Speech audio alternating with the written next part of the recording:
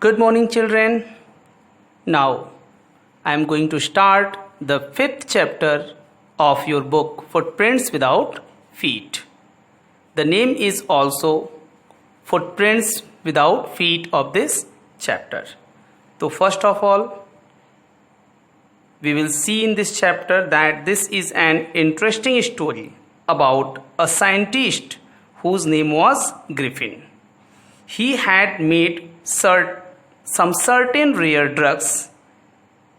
He swallowed these drugs and his body has become invisible. But he can be only felt physically. Then he misused his power to steal money, clothes and food. What happens in this chapter? We will start. So, see this clearly. The two boys started in surprise at the fresh muddy imprints of a pair of bare feet. There were two boys who were surprised. Started in surprise means वे बहुत ही आश्चर्यचकित थे. At the fresh muddy imprints of a pair of bare feet. क्यों? क्योंकि जो mud था उसमें pair of bare feet, पैरों के निशान साफ साफ दिखाई दे रहे थे.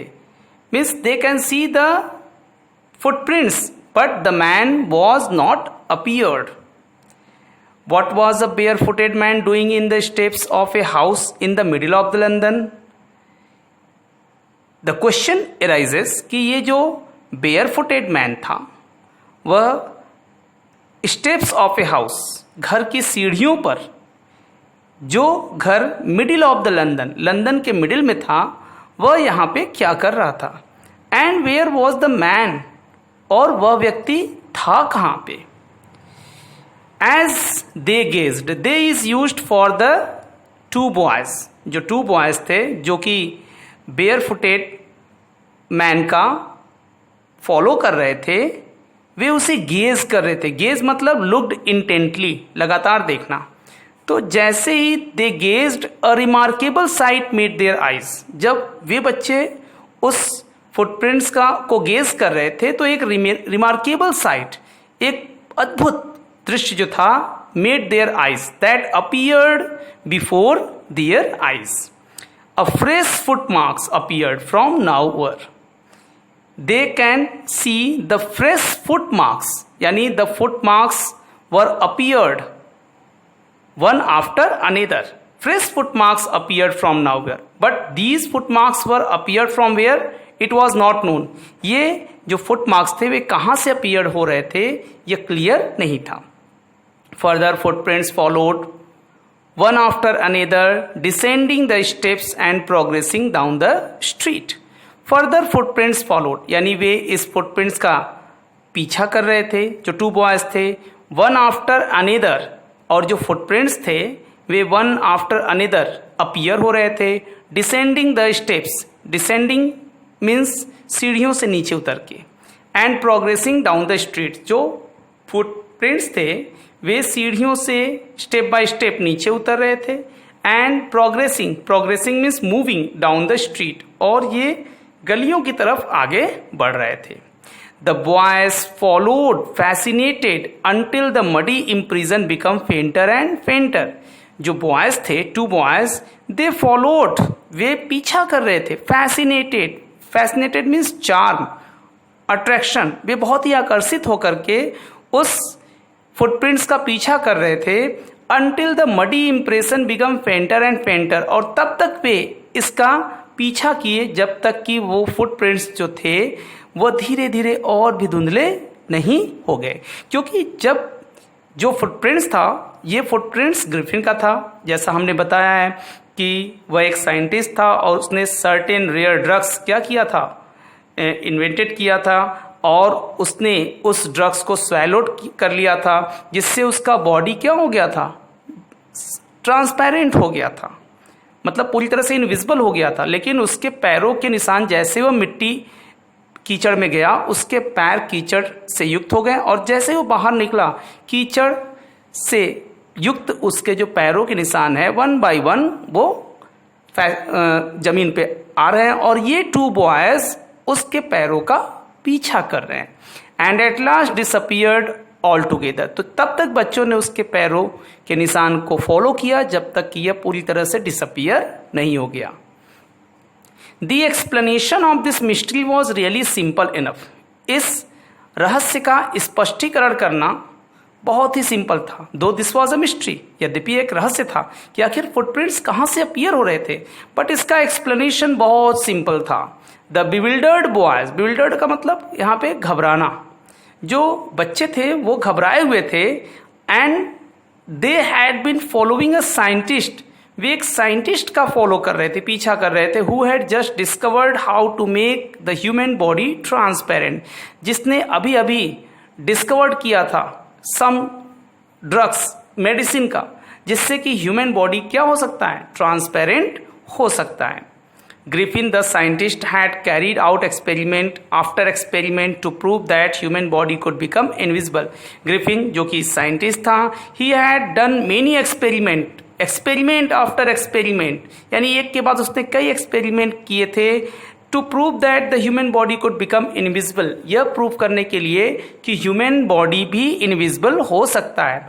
And finally he swallowed certain rare drugs, और अंत में उसने ऐसे ड्रग्स मीन्स मेडिसिन को क्या कर लिया था, एक्सपेरिमेंट कर लिया था, जिससे कि ह्यूमन बॉडी इनविजिबल हो सकता था। और उसने उस certain rare drugs means medicine को स्वैलोड कर लिया, निगल लिया।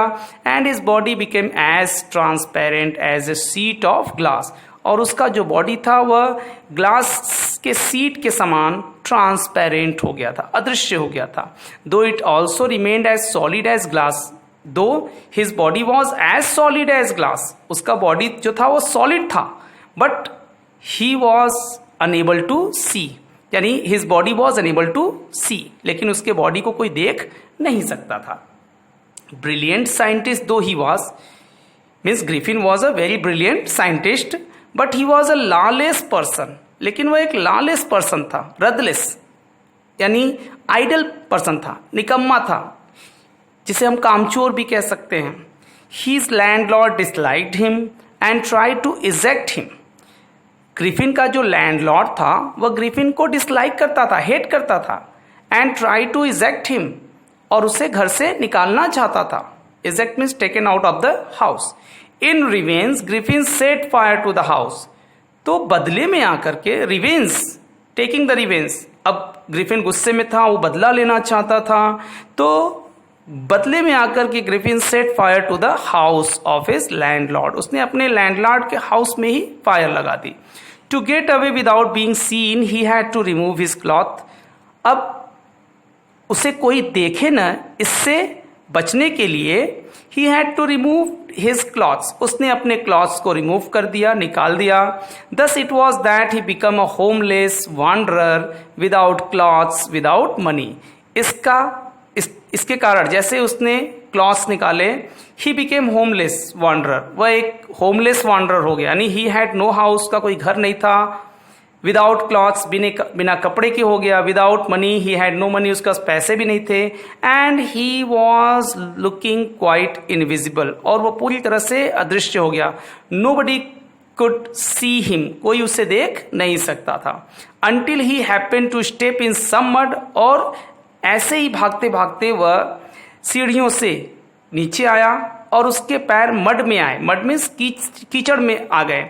And left footprints as he walked, और जैसे जैसे वो आगे फॉलोड करता गया, पैरों के निशान क्या होते गए, बनते गए। ही escaped easily enough from the boys, जो ग्रिफिन था वह 2 बॉयज से इजिली क्या हुआ, स्केप्ड हो गया। स्केप्ड मीन्स बचकर निकलना, वह उन बच्चों से बच करके इजिली वहां से आगे बढ़ा। Who follows his footprints in London, जो 2 बॉयज उसके फुटप्रिंट्स को फॉलो कर रहे थे लंदन में। But his adventures were by no means over, लेकिन उसका जो एडवेंचर्स था यानी करेजियस टास्क था वह अभी ओवर नहीं हुआ था, समाप्त नहीं हुआ था, यानी उसे और भी अभी स्ट्रगल करना था। He had chosen a bad time of the year to wander about London without clothes, क्योंकि ग्रिफिन ने विदाउट क्लॉथ्स, बिना कपड़े के लंदन में वॉन्डर करने का, घूमने का या टहलने का यह बहुत ही बैड टाइम चूज किया था, because it was a winter time. It was a winter time, यह विंटर था, इसलिए हम कह सकते हैं कि उसने यह बहुत ही बैड टाइम चूज किया था ईयर का लंदन में, वो भी बिना क्लॉथ्स वॉन्डर करने का। It was mid winter, the air was bitterly cold, जो the air was blowing, it was bitterly cold, यह बहुत ठंडी थी। And he could not do without clothes, और बिना कपड़े का जो ग्रिफिन था वो कुछ कर नहीं सकता था। Instead of walking about the streets, he decided to slip into a big London store for warmth. So instead of walking about the street, that's why in spite of walking in the streets, गलियों में घूमने या टहलने की बजाय Griffin ने decide किया, slip means inter into a big London store, कि वह अब गलियों में नहीं टहलेगा बल्कि वह एक लंदन के बड़े स्टोर में इंटर करेगा, फॉर वार्मथ, जहां उसे कुछ न कुछ राहत मिलेगी। क्लोजिंग टाइम अराइव्ड, अब शॉप को क्लोज करने का जो टाइम था वह हो चुका था, 9:30 का टाइम हो चुका था, 9:30 या 10 o'clock का, और जितने भी शॉपकीपर थे अपने शॉप को क्लोज कर रहे थे। And as soon as the doors were shut, Griffin was able to give himself the pleasure of clothing and feeding himself without regard to expense. तो जैसे ही शॉप क्लोज हुए, जो ग्रिफिन था was able to give himself the pleasure of clothing, वो बहुत ही happy था, क्योंकि उसे क्लॉथिंग मिल गया था, एंड फीडिंग, और खाने के लिए कुछ मिल गया था, विदाउट रिगार्ड टू एक्सपेंस, यानी बिना कुछ एक्सपेंस किए, क्योंकि जो लंदन का बड़ा स्टोर था उस बड़े स्टोर में उसे कपड़े भी मिल गए थे और कुछ खाने के लिए मिल गए थे, और उसने कुछ एक्सपेंस भी नहीं किया था। So what he did, he broke open boxes and wrappers and fitted himself out with warm cloths. उसने बॉक्सेस को ब्रेक किया, उनको ओपन किया, rappers, and fitted himself out with warm clothes, जो भी कपड़े रैप किए गए थे उन रैपर्स को उसने हटाया, और उसमें वार्म क्लॉथ्स जो थी उसने उसे अपने फिट का जो वार्म क्लॉथ्स था उसने पहना। Soon with shoes and overcoat and a wide brimmed hat, शीघ्र ही उसने शूज वियर किया, देन ही ऑल्सो वोर ओवरकोट, उसने ओवरकोट पहना। ओवरकोट का मतलब जो कि लॉन्ग कोट होती है उसे ओवरकोट कहते हैं, जो विंटर में पहना जाता है। And a wide brimmed hat, और ये राउंड हैट पहनी, वाइड मीन्स चौड़ी, ठीक है, हैट पहनी। He become a fully dressed and visible person, अब देखने में वह फुली ड्रेस्ड और विजिबल दिखाई दे रहा था। फुली ड्रेस का मतलब देखने में जैसे लग रहा था he was looking like a man, and appeared in the kitchen of the restaurant, उस बड़े से स्टोर में किचन था। He found cold meat and coffee, वहां उसे मीट और कॉफी भी मिली। And he followed up the meal with sweets, और भोजन करने के बाद उसने स्वीट का भी इंजॉय किया, and wine. Then after he took wine, उसने वाइन भी पी, taken from the grocery store, कहाँ से, ग्रोसरी स्टोर में वाइन रखी थी, उसने वाइन निकाला और उसे पिया। Finally he settled down to sleep on a pile of quilts, pile of quilts का मतलब जो रजाइयाँ या गद्दे होते हैं, ढेर होती है, उस पर वह सेटल हो गया और सो गया। तो इस प्रकार से जो ग्रिफिन था उसने लंदन के स्टोर में फूड किया, मतलब भोजन किया, उसने कपड़े पहने, शूज पहने, ठीक है, फिर उसने स्वीट्स भी लिया और वाइन भी लिया, फिर उसके बाद पाइल ऑफ क्वाइल्स पे क्या हो गया, लेट गया। If only Griffin had manage to wake up in good time all might have been well, यदि ग्रिफिन सुबह जल्दी उठ जाता, manage to get up means if he woke up soon early morning, then all might have been well, तो सब कुछ ठीक ठाक रहता। As it was, he did not wake up until the assistants were already arriving next morning. लेकिन जो Griffin था वह तब तक नहीं उठा जब तक कि स्टोर के जो भी असिस्टेंट थे वे आ नहीं गए, क्योंकि असिस्टेंट जो थे वो अर्ली मॉर्निंग आ गए और जो ग्रिफिन था वो आराम से बेड पर सोया रहा। When he saw a couple of them approaching, जब ग्रिफिन ने couple means two two person को अप्रोचिंग मीन्स कमिंग, आते हुए देखा। ही पैनिक मीन्स फियर्ड, वह भयभीत हो गया।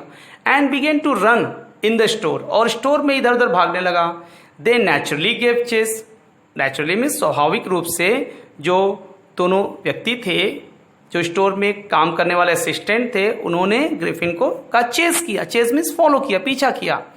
In the end, he was able to escape only by quickly taking off his newly found clothes. अंत में ग्रिफिन ने क्या किया? Griffin took out his new clothes and escaped from the two assistant. उसने जल्दी से जो नए कपड़े स्टोर से चुराए थे उसको took off किया, उतारा, और फिर वह इजिली असिस्टेंट से बच पाया। So once more he found himself invisible but naked in the chill January air. In this way we can see that once again Griffin found himself invisible. एक बार Griffin फिर अपने आप को इनविजिबल पाया, but naked in the chill January air. लेकिन this was the chill January air. लेकिन this was the very cold winter. This was the month of January. The air was very chilled. ठीक है, and Griffin was without clothes. He was naked. This time he decided to try the stock of a theatrical company in the hope of finding not only clothes but also something that would hide the empty space above his shoulders.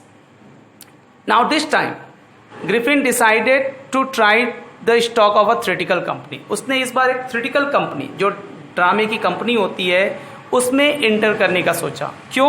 क्योंकि उसने सोचा कि not only clothes but also something, कि वहां उसे केवल कपड़े ही नहीं मिलेंगे, बट ही गॉट समथिंग, वहां कुछ और भी पाएगा, that would hide the empty space above his shoulders, जिससे कि उसकी डिजायर पूरी हो जाएगी। क्योंकि उसकी डिजायर थी कि इस चिल जनवरी मंथ में उसे क्लॉथ्स भी मिल जाए, फूड भी मिल जाए, एंड मनी भी मिल जाए। Shivering means trembling with cold, ठंड थी और ग्रिफिन ठंड से कांप रहा था। तो ठंड से कांपते हुए he hurried to Drury Lane, hurried means went into Drury Lane, वह डूरी लैंड में इंटर किया। डूरी लैंड क्या था? The centre of the theatre world, जो थिएटर कंपनी थी उसका सेंटर था, केंद्र था डूरी लैंड। तो ग्रिफिन इस centre of the theatre world में क्या हुआ? इंटर किया। ही सून फाउंड अ सुटेबल शॉप, यहाँ पे उसे एक सुटेबल शॉप मिला, एक बहुत ही कंफर्टेबल शॉप मिल गया। He made his way invisible, उसने अपने आप को इनविजिबल किया। अपस्टेयर्स, सीढ़ियों से ऊपर गया। And came out a little letter wearing bandages around his forehead, और अपने फोरहेड मीन्स सर के चारों ओर उसने बैंडेज पहना और नीचे आया, स्टेयर्स से वो नीचे आया। क्या करते हुए? बैंडेज पहन करके। डार्क ग्लासेस, अपने आईज के ऊपर उसने डार्क ग्लासेस लगाए थे। फॉल्स नोज, नकली नाक भी लगाई थी। बिग बुशी साइड विस्कर्स, और बड़ी बड़ी मूछें लगाई थी। जैसा कि हम देखते हैं थिएट्रिकल कंपनी में जो कि ड्रामा करने वाले होते हैं, बड़ी बड़ी मूछें लगाते हैं, नकली नाक लगाते हैं, बड़े बड़े ग्लासेस लगाते हैं। तो इस प्रकार से जो ग्रिफिन था वह बड़ी ग्लासेस लगाकर, फॉल्स नोज लगाकर, बिग बुशी साइड विस्कर्स, बड़ी बड़ी मूछें लगाकर, एंड लार्ज हैट, और एक बड़ी टोपी पहने हुए वह स्टेयर से नीचे आया। To escape without being seen, उसे कोई देखे ना, इससे बच करके निकल जाए। ही कालसली मीन्स क्रूअली, बहुत ही निर्दयता पूर्वक। Attack the shopkeeper from behind, उसने शॉपकीपर के ऊपर क्या किया? अटैक किया पीछे से। After which he robbed him all the money he could find, और जितना भी शॉपकीपर के पास मनी था उसने उस पैसे को क्या किया? चुरा लिया।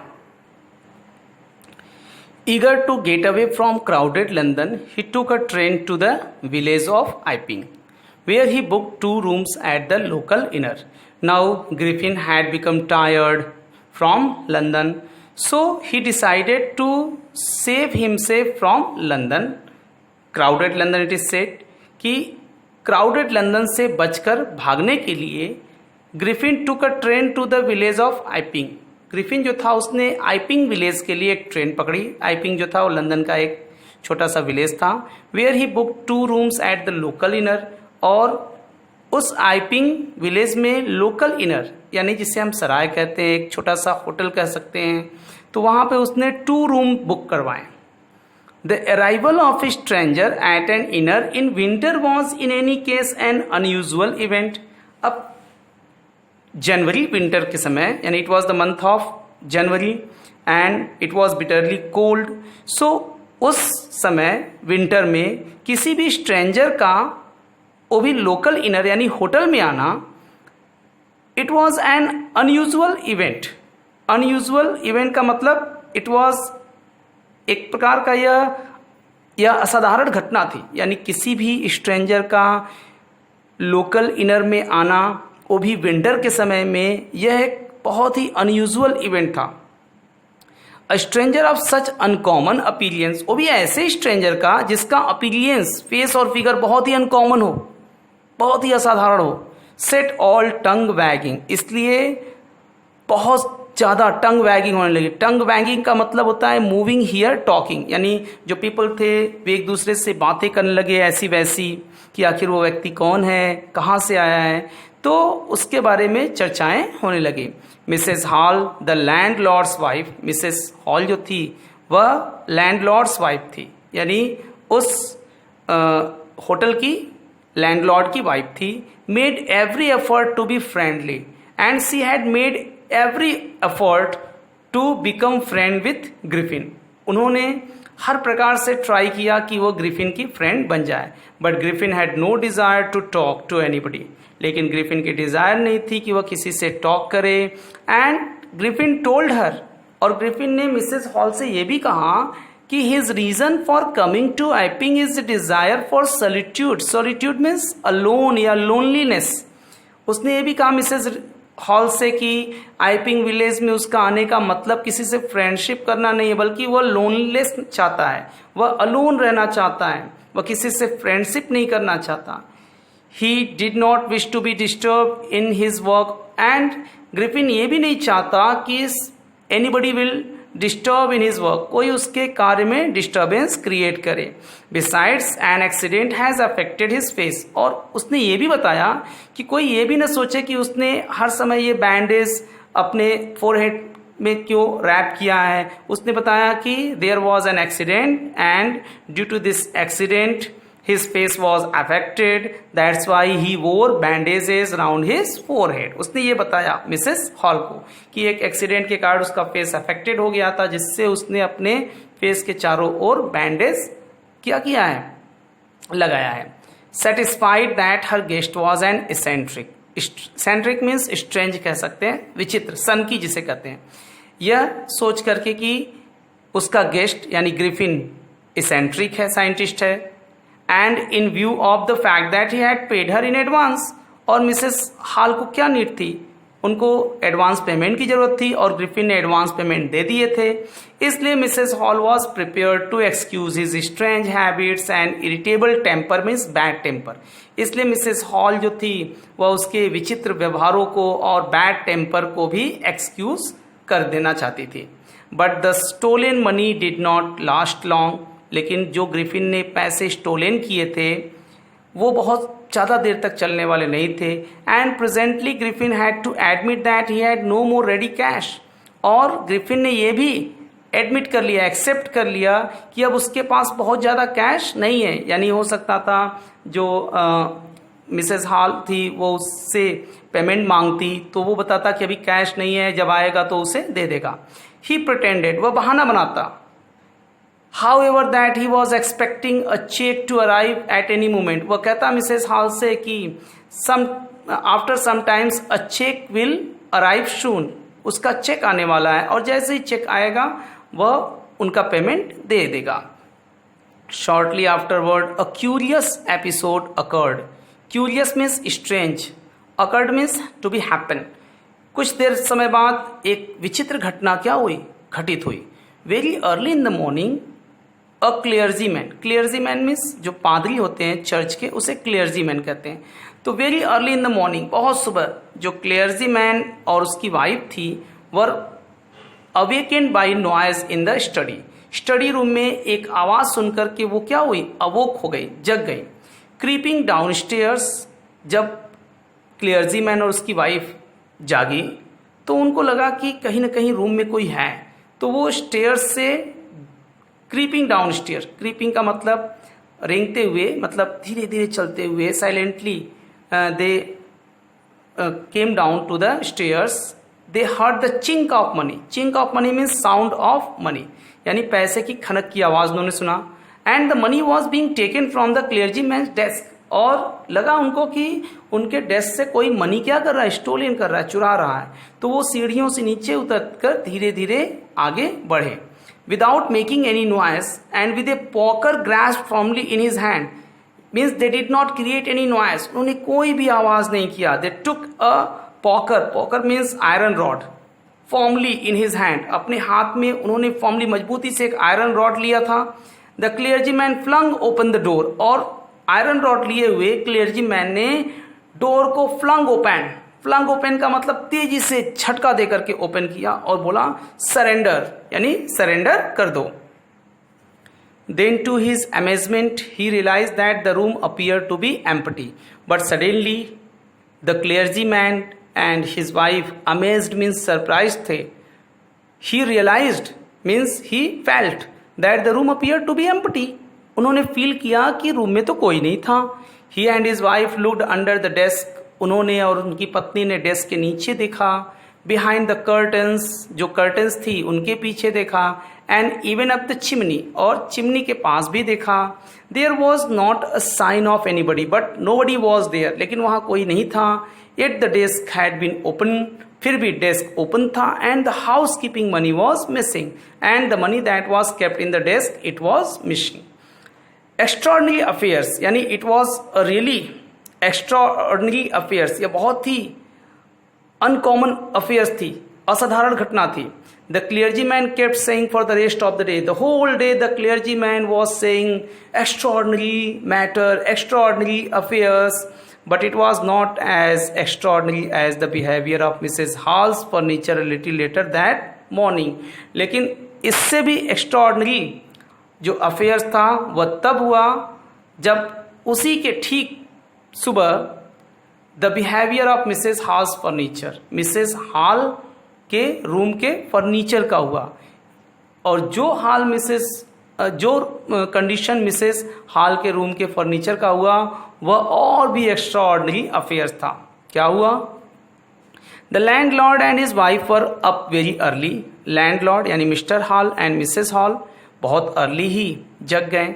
And were surprise to see the scientist door wide open, उन्होंने देखा कि साइंटिस्ट का जो डोर था रूम का, इट वॉज ओपन, या खुला हुआ था।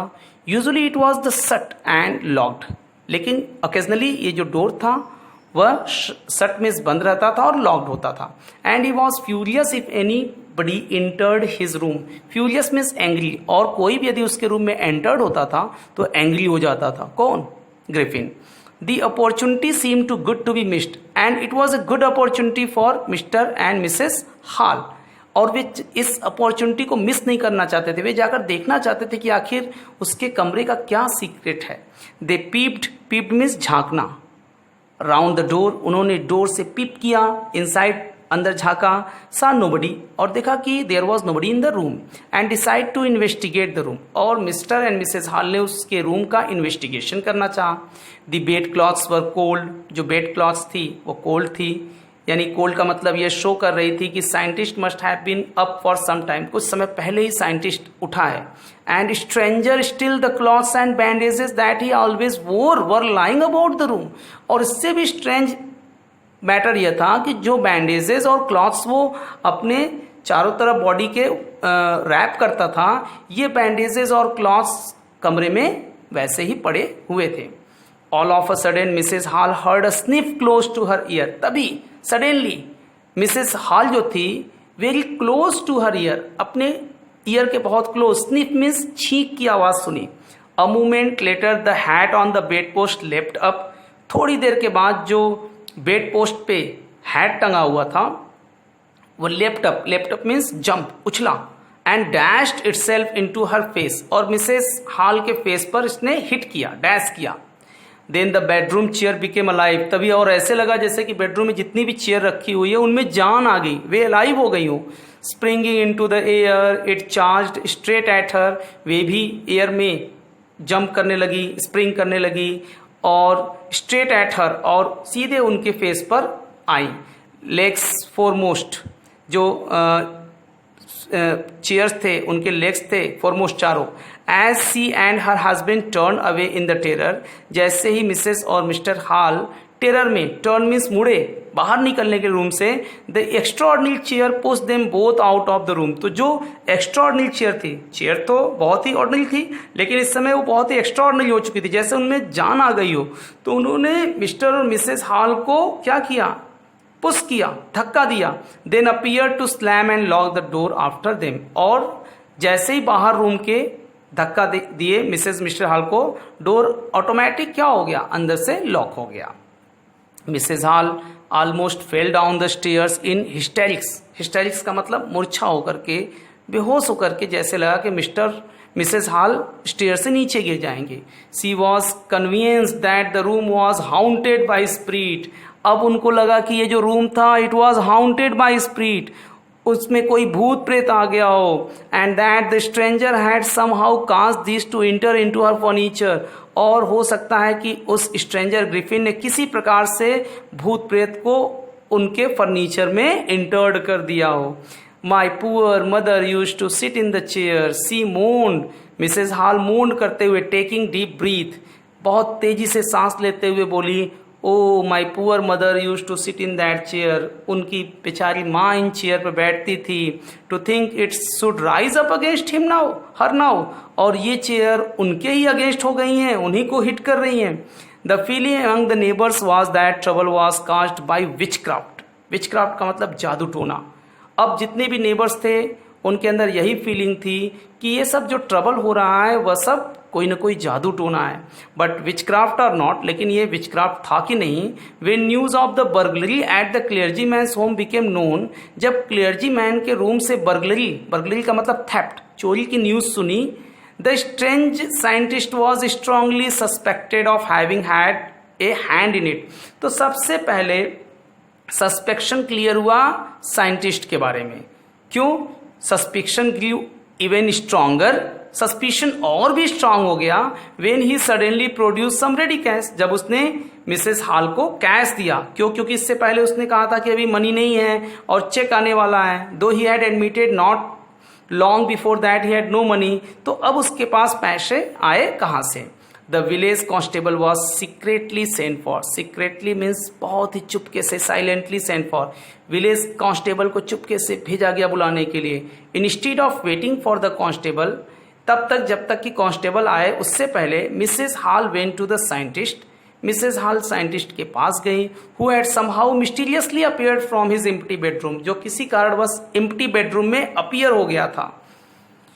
I want to know what you have been doing to my chair upstairs, यहाँ पे मिसेस हॉल कह रही हैं साइंटिस्ट से, आई वॉन्ट टू नो, मैं जानना चाहती हूँ, what you have been doing to my chair upstairs, कि तुमने मेरी चेयर्स का क्या किया आखिर। She demanded, and she want to know how it is you came out of an empty room and how you entered a locked room, और यह भी जानना चाहती थी मिसेस हॉल कि किस प्रकार से ग्रिफिन उस एम्प्टी और लॉक्ड रूम में एंटर्ड किया।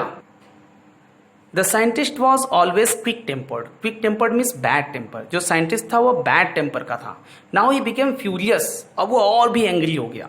You don't understand who or what I am, he shouted, जो ग्रिफिन था वो चिल्लाया, You don't understand, तुमको नहीं पता कि who I am, मैं कौन हूँ।